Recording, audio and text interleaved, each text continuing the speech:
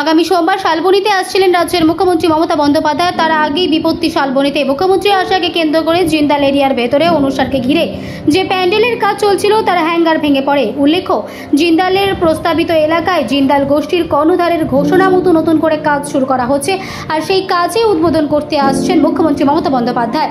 তাই মুখ্যমন্ত্রী আসাকে কেন্দ্র করেই সজ রব জিন্দাল এরিয়ায় তৈরি হচ্ছিল বিরাট প্যান্ডেল। হঠাৎই বৃহস্পতিবার বিকেলে ঝড় বৃষ্টিতে প্যান্ডেলের হ্যাঙ্গার ভেঙে পড়েছে বলে স্থানীয় সূত্রে জানা যায়। তবে ঘটনায় হতাহতের কোনো খবর এখনো পর্যন্ত মেলেনি।